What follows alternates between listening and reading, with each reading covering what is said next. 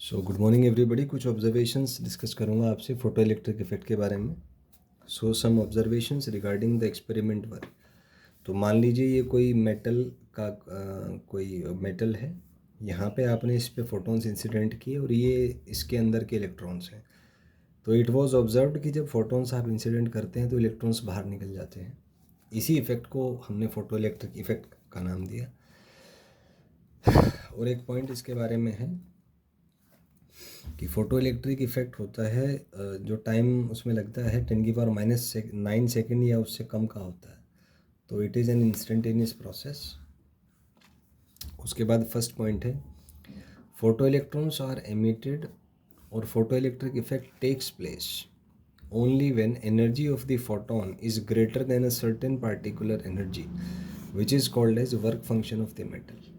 तो यहाँ पे एक ध्यान हमें देना होगा। इस एक्सपेरिमेंट में ये ऑब्ज़र्व किया गया कि फ़ोटो इलेक्ट्रिक इफ़ेक्ट तभी होता है जब फोटॉन्स का एनर्जी एक पार्टिकुलर एनर्जी से ज़्यादा होता है, जिसे हम उसका वर्क फंक्शन कहा जाता है, which depends on the metal and its surface. तो ये मेटल पे भी डिपेंड करता है और उसकी सरफेस पे भी डिपेंड करता है।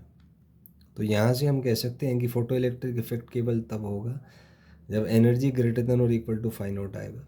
इसी को हमने फोटो इलेक्ट्रिक इफेक्ट कहा। और ये जो वर्क फंक्शन है ये मेटल और उसके नेचर पे डिपेंड करता है, बट फोटॉन से इंडिपेंडेंट होता है। It is independent of photons.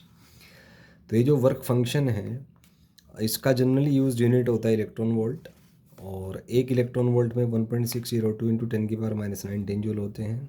ऐसा यूनिट जूल होता है, CGS यूनिट अर्ग होता है। डायमेंशनल फार्मूला m1L2T-2 होता है और एक जूल में होते हैं 10⁻7 अर्ग। इसके बाद कुछ स्टैंडर्ड पॉइंट्स हैं, जैसे मिनिमम होता है वर्क फंक्शन सीजियम का, ये लगभग 2.1 for electron volt. Maximum for platinum which is 5.65 electron volt. Second point is photo electric effect is possible only when frequency of photon is greater than a certain minimum frequency which is called the threshold frequency। तो photo electric effect तभी होगा जब उसका frequency एक certain frequency से ज़्यादा होगा, जिसको हम थ्रेशोल्ड फ्रीक्वेंसी कहते हैं। So E should be greater than phi naught, या H nu greater than phi naught, या nu greater than phi naught by H. तो ये जो फाई नॉट बाई एच है इसी को हम थ्रेशोल्ड फ्रीक्वेंसी कह देते हैं। It always depends on threshold energy.